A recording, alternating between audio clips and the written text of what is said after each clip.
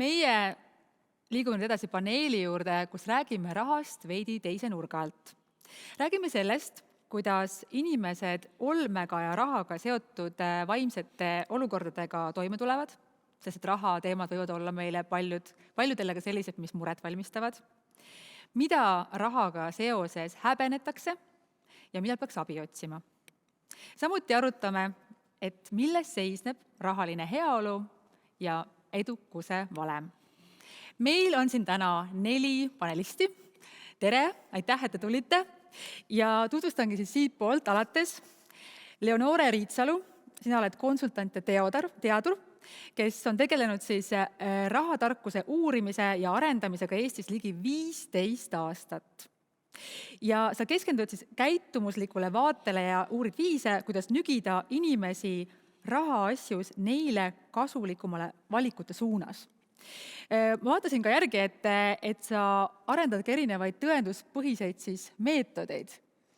Et sinul on võib-olla kõige suurem siis see taust selles, et kuidas me ühiskonnana käitume.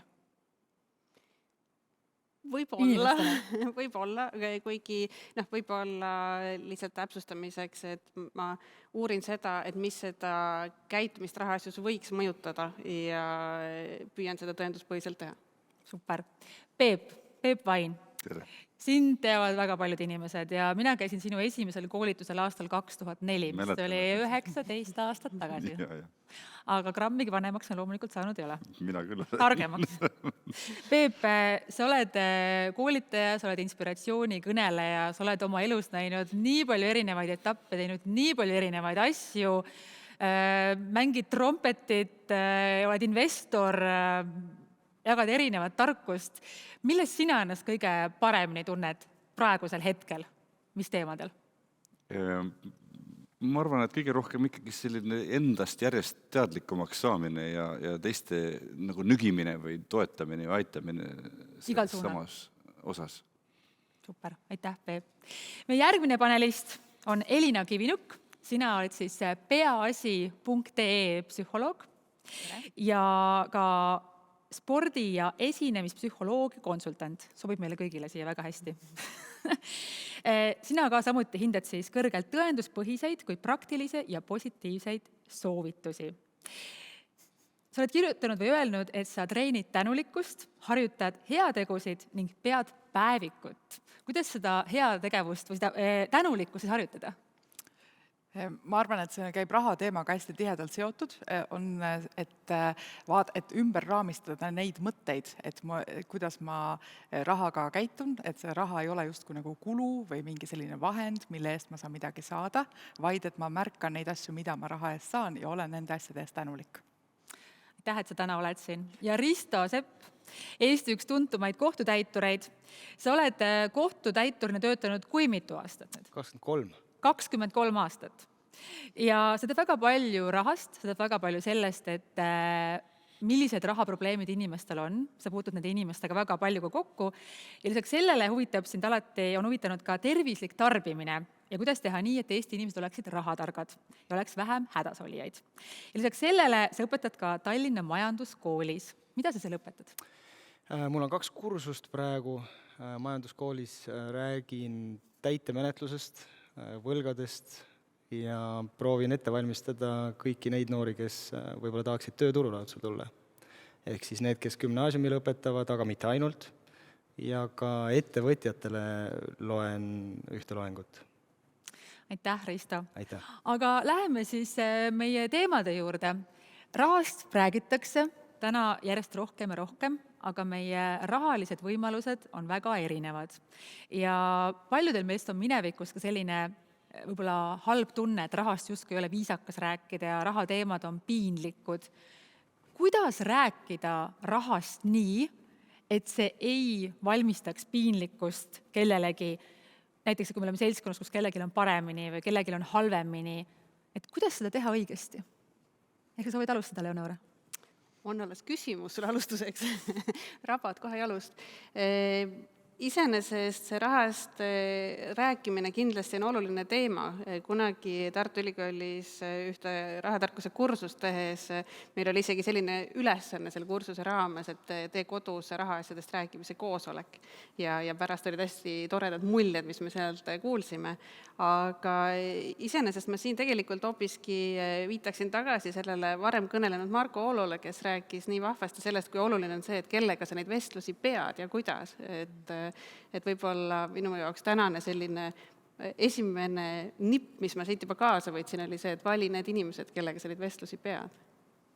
Kas keegi saab täiendada? Elina, see on psühholoogiline näiteks? Mõnes mõttes on see ju laiem teema ka, et üldse, kuidas me räägime asjadest, mis on võib-olla teevad meid haavatavamaks või eriti, et kui raha ei ole, et mismoodi ma seda siis tunnistan või millised need valikuid ma teen oma igapäevases käitumises, et ma arvan, et see võtabki julgust, et rääkida ausalt, kuidas rahaasjadega on või kuidas mulle meeldiks, et võiks olla, et selles osas see ongi selline, et ma arvan, see kellega ma räägin sellest rahast, et see kindlasti on oluline märkamine. Risto, sina näed väga palju neid inimesi, kellega sa pead rääkima rahast ja need olukorrad ei ole kindlasti väga mugavad. No tead, isegi mitte võib-olla rohkem kui rahast, vaid võib-olla rohkem kui võlgadest.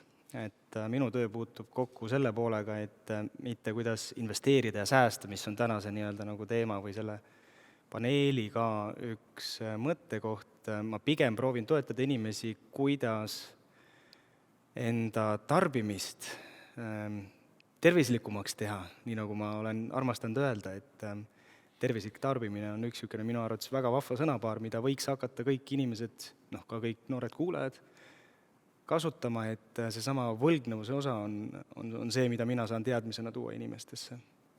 Aga kuidas ikkagi rääkida rahast, kui sa nüüd jätad oma töö kas või kõrvale, et kas raha teemal on viisakas rääkida? Ja, ma arvan, et ükskõik millisel teemal on viisakas rääkida, see on minu enda ise äratundmine, nii nagu Peep ennem ütles, et kui me vestlust alustasime, et ta liigub rohkem sinna eneseteadlikum Peebu juurde, et ma arvan, et see eneseteadlikum Peep tegelikult võiks olla ülekantud tähenduses kogu tänapäevane maailm. Et tegelikult me oleme avatud, ma arvan, rääkima kõikidest teemadest, see ei ole tabuteema ja ma arvan, et mida rohkem me avame üksteisele ennast, seda teadlikumaks me saame kõikidest teemadest. Peep, kas on nii, et kui need esimesed rahakogemused on juba ja raha on palju, et siis on loogiline jätk kuidagi, et siis me liigume edasi sealt ja hakkame tegelema sügavamate teemadega või et kas see raha üldse on teema sinu jaoks enam? Absoluutselt on, aga ma ütleks öelda, et ei ole üksteisest sõltuvad. Et sa ei pea ootama ühte sündmust, et siis kuidagi teiste asjadega, mis on niigi tähtsad tegeleda. Ma kuulasin neid eelmiseid jutte ja mõtlesin, et tõepoolest, et kellega ma räägin rahast, aga küsimusega, et mis nurga alt, et kas, kui ma olen noor, oletame, et siis ma mäletan, kui ma ise olin natuke võib-olla vanem kui kooliõpilased, läksin Ameerikasse ja siis Urmas Ott küsis saates alati, et kui palju sa raha teenid iga külalise käest, see oli Vene ajal tundus selline nagu hea nali küll, eks ole, kõik punastasid. Läksin Ameerikasse ja küsisin, et palju sinu isa raha teenib, mulle tehti kohe selgeks, et selliseid jutte ei räägita. Ei küsita, ei öelda, eks ole. Aga ma ütlen, mida võiks rääkida, näiteks kui ma olen oma eakaaslastega koos ja olen oma elutee alguses mõnes mõttes, vabalt võiks rääkida ambitsioonidest, võiks rääkida unistustest ja eesmärkidest ja kes kuhu tahab jõuda. Et nii, et see ei ole mitte ainult, et kellega sa räägid ja loomulikult see kes võiks olla siis ikka toetav grupp inimesi või sul lähemad sõbrad või kaaslased, aga millest täpselt ja miks üldse rahast rääkida? Seal on nii palju kihte, ma arvan, selles. Et me ei räägi mitte nagu sellest, et palju meil raha on, vaid sellest, et kuidas võib-olla nutikatest viisidest, kuidas elus paremini hakkama saada ja võib-olla inspireerivas võtmes. Jah, ja või milline on minu või siis sinu või tema või kui me oleme koos selline nagu raha tekitamise võime. Milline on selline minu selline suhtestumine või suhtumine või selline mugavustunne selle teemaga. Ja loomulikult, eks ole, imelik on küsida, et palju sul on, eks ole, aga mul on nii palju. Ja siis ma mõtlen, kui kellelgi on rohkem ja siis ta seda kuidagi väga rõõmsalt presenteerib, ikkagi nagu enamikus kuulajatest tekitab see, ma arvan, sellist nagu ebamugavust ja kadedust ja halbu tundeid, nii et kui sa räägid millestki ja sellest mitte mingit kasu ei tõuse, aga ainult keegi saab pihta, siis parem mitte rääkida oma meelest. aga paljudel inimestel on ikkagi rahaga seoses selline häbitunne või et ei taheta sellest rääkida just tänu sellele meie lapsepõlvele. Paljudel meist on see, et see ei ole viisakas ja nagu sa ütlesid, et Ameerikas sulle Pandi kohe paika, eks. et ei, sellest ei räägita, et see, Mis mõttes? kus sa välja kargasid. Jah. Et kas, et kui me räägime ikkagi nagu ilusti ja tahaksime rääkida õigeid asju, et kas sellisel juhul ka, kui on mingisugune häbitunne, et julge rääkida, mingisuguseid nippe näiteks, kuidas sellest häbitundest võitu saada, peale siis selle seltskonna. Isegi heas seltskonnas. Jälle viitaks eelkõnelejale, et see eesmärk, miks me sellest rahast räägime või see eesmärk, mille nimel võib-olla sellel vestluspartneril või vestlejal endal on seda raha tarvis, on minu meelest hästi oluline, et ma olen viimasel ajal peamiselt uurinud rahalist heaolu ja mis see tähendab. Ja tegelikult hästi palju tuuakse välja seda, et tegemist on põhimõtteliselt lühidalt öeldes meelerahuga, sellega, et ma elan seda meelepärast elu nii, nagu ma tahan ja nii, nagu mulle meeldib ja ma ei pea sellepärast olema stressis. Ja kui see on see eesmärk, siis sealt tagasi tulles hakata rääkima võib-olla nendest detailidest, mis sinna võivad viia, on äkki vähem häbi. Aga mis ma pean ütlema küll, et olles natukene püüdnud inimestega vestelda rahateemadel ja aru saada, et kuidas nad käituvad ja miks nad käituvad, siis jah, alguses hästi natukene aega on see häbitunne või kuidagi ebamugav, et see ei ole ju nagu viisakas teema, millest rääkida, aga pigem on hiljem see, et see jutt ei taha lõppeda enam ära, et kui see juba see barjäär on ületatud, siis pigem sealt tuleb veel ja veel.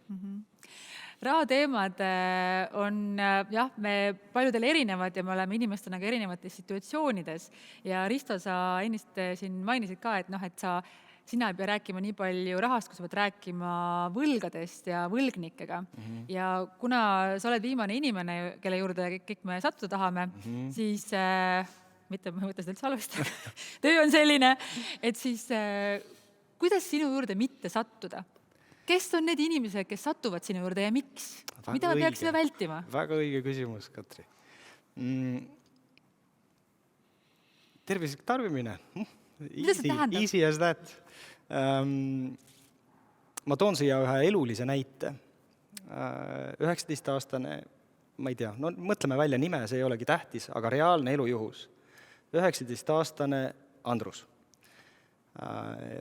Ja täpselt niimoodi ta tegi ka. Ta läks 3 erinevasse poodi, ostis endale 3 erinevat toodet, järelmaksuga kõik. Sissetulekut tal ei olnud, püsivad, ostis endale kõrvaklapid, ostis endale telefoni ja arvuti. Kallid vidinad. No, üsnagi, jah. Ja siis ta elas enda selle teadmisega, suutis ära maksta 1 makse järelmaksust, 1 eseme osas, mitte kõikide osas, rohkem raha ei olnud. Siis läks natukene aega mööda, kõrvaklappide järelmaksu müüja läks Andruse Andrusest oli nimi. Andruse vastu kohtusse, nüüd mõtlesin välja nime, enam ei suuda meenutada. Läks Andruse vastu kohtusse, nüüd pange tähele, 135 eurost kõrvaklappide maksumusest koos viiviste, intresside, riigilõivuga sai 320 eurot. Siis Andrus mõtles, et las ta olla, et ei juhtu mitte midagi, las see kohtuveski ahvatab enda asju ja ei pannud tähele ka seda paberit, mis talle tuli koju kohtuteatega. Ja pärast seda loomulikult, kuivõrd sellele ka mingit signaali ei tulnud sellelt järelmaksu müüjale rahalist, siis tema läks kohtutäituri juurde. Kohtutäitur lisas sinna juurde veel natukene enda teenustasusid ja 135 sai umbes 470. 470. Andrus läks kohtutäituri juurde siis, kui arvelduskonto oli arestitud. Mitte ennem esimese teate peale, et võib-olla kuidagi kokku leppida. Ta ei läinud ka kohtusse, et kuidagi kokku leppida. Ta ei läinud ka ennem kohut selle järelmaksu müüja juurde, kes tal oli korduvalt meelde tuletanud. Maksa ära, leiame mingisuguse kokkuleppe. Ta vältis. Seda ei tohi teha, vastus sinu küsimusele. Ja ma arvan, et ja just Andrus ei teadnud muu hulgas seda, kui ta kohtutäituri juurde jõudis enda arvelduskonto arestiga, siis ta tegelikult ka arvas, et selle 470 sees on tema kõik maksmata kõrvaklapid, telefon ja arvut. Seal ta sai alles teada, et alles räägitakse kõrvaklappidest.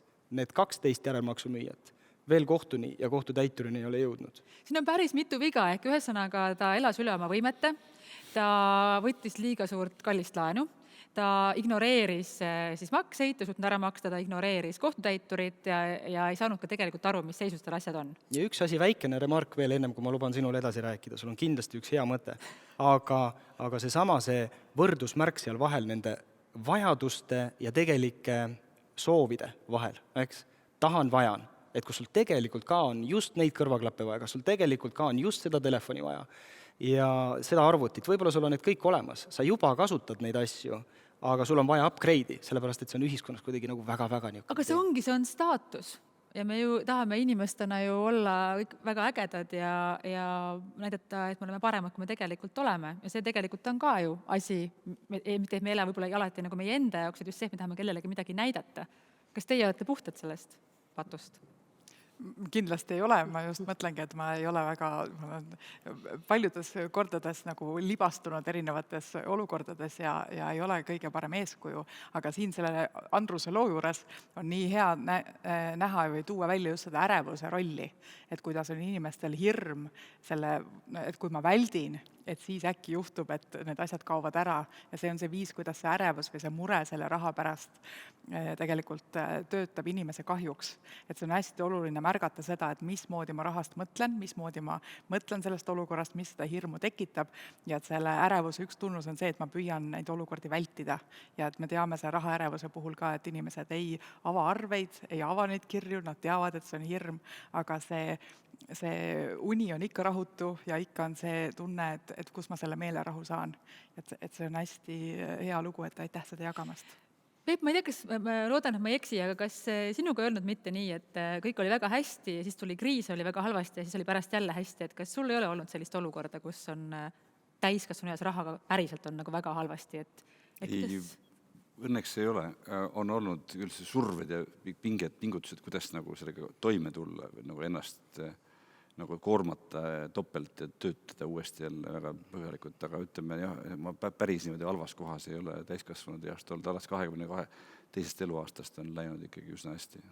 Aga sinuga on rääkinud või sa oled koolitanud või inspireerinud nii palju inimesi, kellel on taolised mured ja just sama see ärevus, et ma ei suuda pihta hakata, sest et ma parem ei vaata otsa sellele asjale.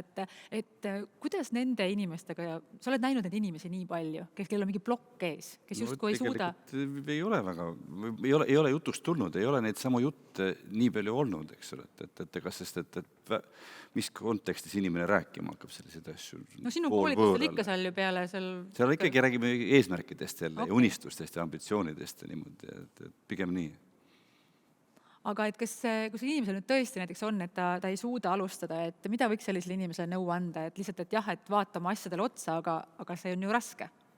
Sa mõtled inimesele, kes on sellises olukorras nagu see halvas olukorras. Andrus, jah? Näiteks, või üldse rahast halvas olukorras, et kui sa tunned lihtsalt praegu, et sul lihtsalt on halb olukord ja ma pigem väldin seda. Ja tegelikult ma võib-olla siis soovitaksin tal mõelda selle peale, mis just Elina ütles, et tegelikult me küll on hästi inimlik nagu teha seda sellist Jaanalinnu moodi mängu, et panen pea liivale, äkki läheb üle ja äkki kaob ära see probleem, aga mõelda just selle peale, mis Elina ütles, et tegelikult see pinge ja see ärevus minu sees jääb ja kasvab ja see võib igasuguseid kehvasid tagajärgi omada nii vaimsele kui füüsilisele tervisele tegelikult võib-olla võiks siis selle hirmsa hetke ette võtta, et kas just Risto juurde peab jõudma või võib jõuda näiteks võlanõustaja juurde või mõne nõustaja juurde kuskil muus asutuses. Ega Risto ka halb ei ole, ega Risto ka hirmus tegelikult ei ole. Jah, olles Risto mitu korda näinud, siis ma luban kinnitada, et ei ole hirmus. Aga ühesõnaga, et tegelikult teha see esimene samm ja kellegiga arutada see asi ja olukord läbi, sellepärast, et võib-olla tundub see vaimusilmas kuidagi eriti kohutav ja tegelikult on seal täiesti mingisugune lahendus olemas, võib-olla saab vähemasti vähendada seda kahju või leida mingisugune selline lahendus, mis ei võta seda meelerahu viimset grammi, vaid annab selle lõpuks ikka tagasi. Aga kui me nüüd vaatame ringi enda ümber ja näiteks võib-olla see inimene ikkagi ei julge rääkima tulla, et kuidas meie saaksime aru, et inimesel on abi vaja? Kuidas märgata seda, et teisel on abi vaja? Ma tahaks küsida, et mis me nii pessimistlikel teemadel nii pikalt peatame. No jaa, aga inimestel on rahamuresid ja me tahame mitte nendel vaatajatel. Nemad on ju veel selle tee alguses ja ei loodetavasti nii pea ei puutu kokku selliste jamadega. Jaa, me kõik loodame seda. Jaa, aga samas jällegi, Peep, me ju käime teadlikult lugemas kõikidele gümnasistidele, kes on täitur, kes on pankrotihaldur, mis on võlg, kus kohas võlg tekib, mitte sellepärast, et kõik on juba kokku puutunud gümnaasiumis, kõik on saanud mingisugust trahvi ja on täitur laua taga, vaid sellepärast, et nad teaksid, milline elu neid teoorias võib ees oodata, mitte neid ennast, võib-olla aga nende lähedasi, ja nad oskaksid suhestuda.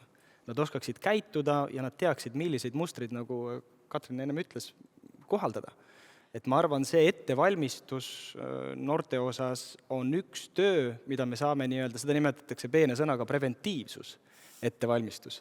Et seda me saame ükskõik millises eluvaldkonnas, ka sinu, ütleme, koolituste valdkonnas ja inspiratsiooni valdkonnas, kõike seda saame rakendada, samamoodi noorte kui ka nende osas, kes on juba jamade sees. Et meie ka ütleme täituritena ja pankrotihalduritena, kui me nagu enda jaoks visioneerime, et me tahaksime, et Eesti oleks lõpuks võlavaba, siis me lihtsustatult öeldes jagame enda klientuuri 2.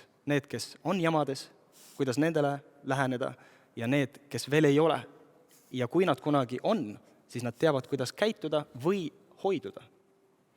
Ja mina mõtlen, et ikkagi, tõesti, et ei pea nagu rääkima võlgadest, aga see mure ikkagi, et raha ei ole, ma arvan, et see on hästi tuttav noortele ja et kuidas just raha, kokku hoida või et me pundiga kuidagi siis tunneme halvasti või just, et kuidas märgata, et rahal on hästi selge seos, on just kuidas see vaimse tervise ja mu enda üldine enesehinnang, üldine mina pilt selles seltskonnas välja paistab, et seal on see, rahal on selles osas ju kaal täiesti olemas. Aga ma ütlen nüüd nii, et me tegelikult ikkagi kõik tahame paremat elu ja noored on kärsitud.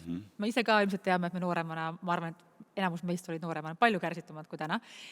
Kas üks asi on riskide võtmine ka, et ka investeerimisel räägitakse palju sellest, et mida suurem risk, seda suurem tootlus. Teie arvates, kui suurt riski on mõtet elus võtta näiteks rahaasjades? See sõltub küll ju vanusest, ma arvan, et kui sa oled noor ja sul on aega vigu teha, mitte võib-olla nii fataalseid või rumalaid, eks ole, siis mida noorem, seda julgem ja mida vanem, seda ettevaatlikum jällegi, väga lihtsalt öeldes. Aga mina kuulen seda juttu pealt ja mõtlen, et nagu üks, kuidas preventatsiooni teha, eks ole, et võiks öelda noortele, et kuule, otsusta ära, et sa tuled ise endaga toime, no matter what, eks ole, igal juhul, eks ole, ei pruugi õnnestuda, aga see võiks olla see kindel soov ja tahe, eks ole, ja siis nagu mõelda, paigutada ennast, et kui su nii-öelda, kui kalleid klappe sa tahad endale saada osta, eks eluaeg, et kui kõrgele sa ennast mõttes paigutad ja mis on selle hind. Ja siis, kui selline ambitsioon on paigas, siis sa tõused nagu sellest hädaoru nivoost, ma arvan, oluliselt kõrgemale ja siis need küsimused ei tule jutukski, kui veel panna 3. teema juurde, et idiootsusi ei tee.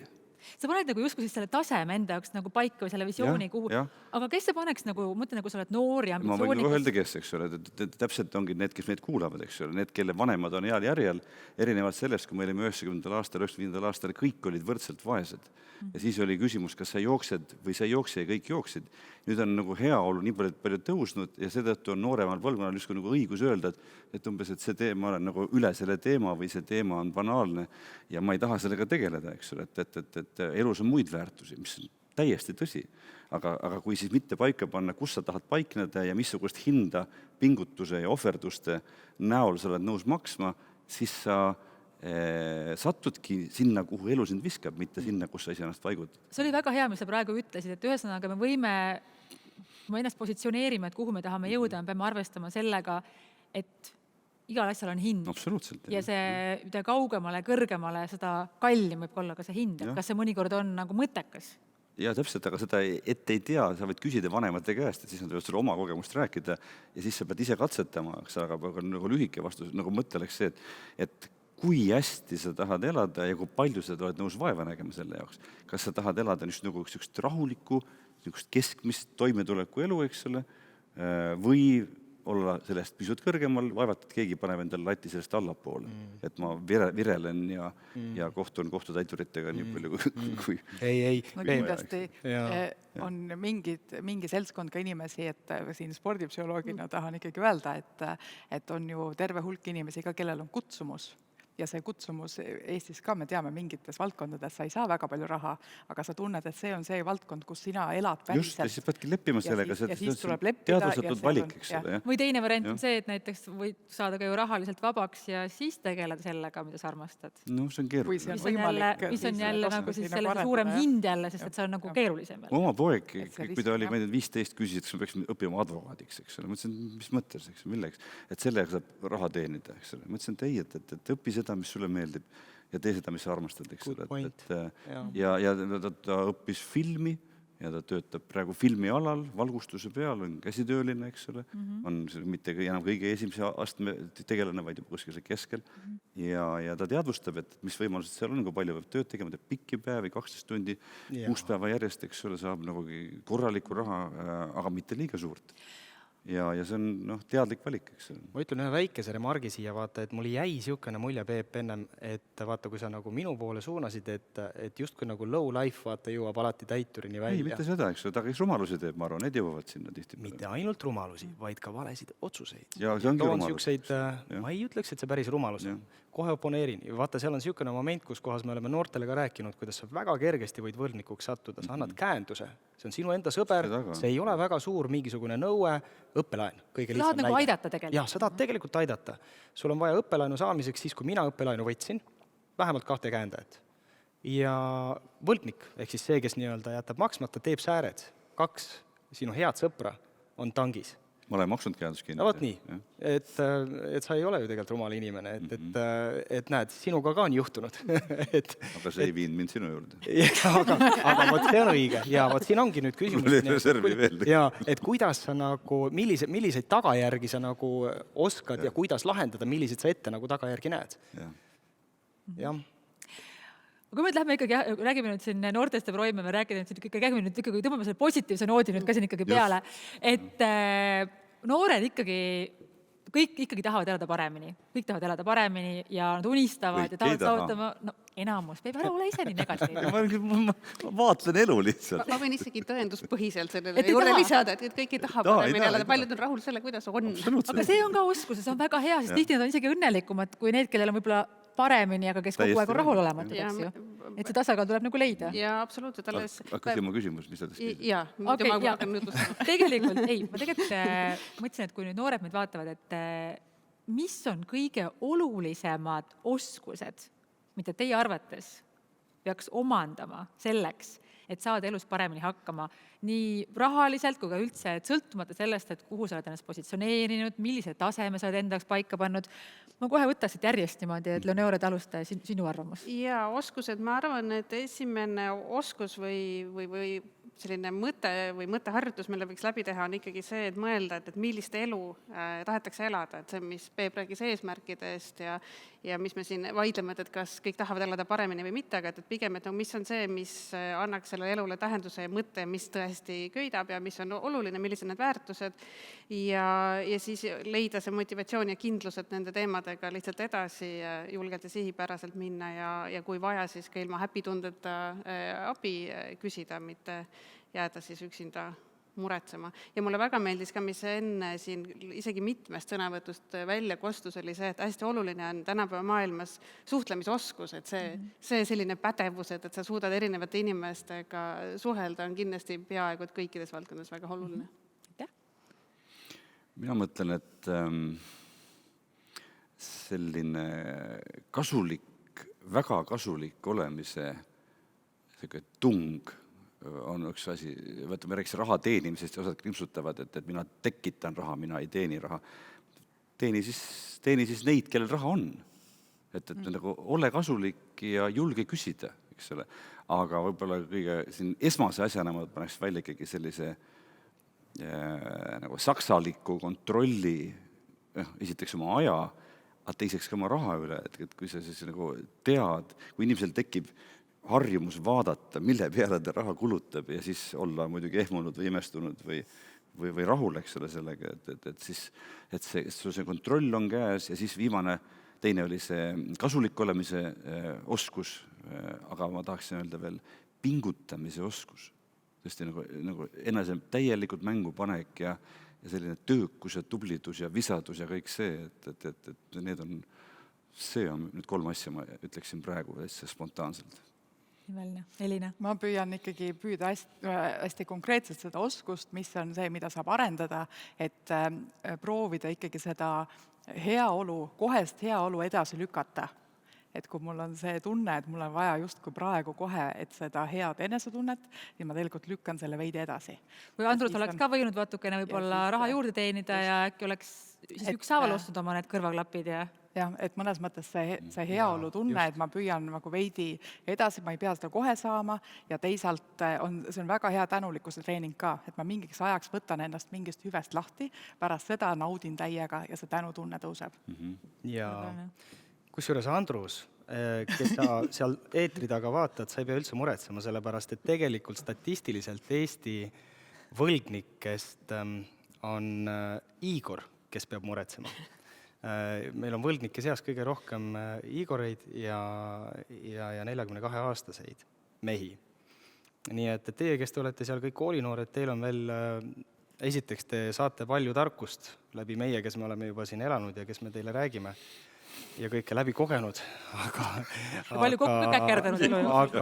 aga mis see nagu kokkuvõttev osa võiks olla, on siis see, et mina arvan, mis on nagu tee edukuseni, mis on tee heaoluni, on seesama, mida Peep tegelikult rääkis enda pojast, kes tahtis saada advokaadiks, aga kes nüüd on filmimees. Mida ei tahtnud, aga ta kaalus, et äkki peab kaaluma. No, ja kui panna sinna natukene seesama, ütleme, edasiarendus juurde, et tee midagi, mida sa tegelikult tahad, tee seda kirega, siis tuleb raha peale, ütlen mina. Niimoodi olen mina enda tööd teinud, mina olen enda eluga siiamaani väga rahul. Ma arvan, et üks oluline komponent on veel võimalikult palju kogemusi, mitte et sa peaksid ühest töökohast nädalavahetuse vahega umbes teise hüppama. Ole kannatlik ka natukene, pea vastu, õpi nagu enda vastupidavust ja kannatlikkust talitsema. Just seesama, mida sa Elina just praegu rääkisid, et lükka edasi enda nagu kiireid emotsiooniotsuseid, aga mida rohkem sa kogemusi saavutad, ammutad ja kui sul on võimalik niimoodi käia, tänapäeval on ju palju kergem käia, kui Peep omal ajal läks, kuskil teises välisriigis näha seda keskkonda, tunnetada, siis ma arvan, et lõpuks sa kindlasti leiad selle tegevusvaldkonna, mis sind köidab, mis sulle on südamelähedane ja lihtsalt stick to it. Sa kindlasti leiad mingisuguseid korralikke põrumisi, mina olen enda töös leidnud vähemalt 2 tugevat läbipõlemist, kus ma olen mõelnud, et ma ei tee enam seda tööd, see on pointless, siin on ainult negatiivne ja pealegi siit ei saa raha, siis ma olen jäänud enda töö juurde, mulle meeldib see töö. See on see kirg. Kas võin ühe asja veel öelda? Muidugi. Et minu arvates peaks valima sellise lugupidava ja väärtustava suhtumise materiaalsusesse. Mida see tähendab? See tähendab, et suhtuda sellesse nagu aupaklikult. Suhtuda rahasse ja kõige materiaalsusega seotult, et mitte et see nagu selline vältimatu pahe või selline tüütu või keeruline või imelik asi, aga just see, et see on tähtis asi. Nii kaua meil on vaja kütta maju ja süüa, toitu ja sõita transpordiga, nii kaua peab inimene ise ennast suutma ära majandada meie ühiskonnas ja suhtudku siis sellesse nagu lugupidamisega ja aupaklikult, et see on tähtis asi, mitte lihtsalt niisama. Kas võid täiendada, Elina? Ma annan ka lõpusoovituse, olles siin ajast teadlik, 2 soovitust, ütle tere, ütle aitäh. Rahale või? Inimestele, kes siin on lähedased, ja ka märgata, et mingid asjad ei ole enesest mõistetavad ja kui sa seda paned tähele, siis ütle aitäh. Aitäh. Ja Noore? Ma olen nii rabatud, et ma oskan öelda aitäh öelda selle peale. Ja suur aitäh ka teile. Aitäh tasub alati, kus suures öelda, et seda ei ole kunagi liiga palju. Ja olla viisakas, ka suhtlemisoskus, rääkisime sellest ka ennist. Suur aitäh, et täna tulite siia ja loomulikult siis kohtume erinevates kohtades ja loodetavasti siis meist keegi ei Risto ukse taha. Alati võite tulla. Alati võite külla tulla, jah. Aga kindlasti jah, et siit tuli nüüd mõtled ära siit küll, mille peale. Kus Andrus ka? Tasub mõelda. Suur aitäh teile. Aitäh. Ja meie hetke pärast läheme edasi siit viktoriiniga, mille auhinnad on õige magusad.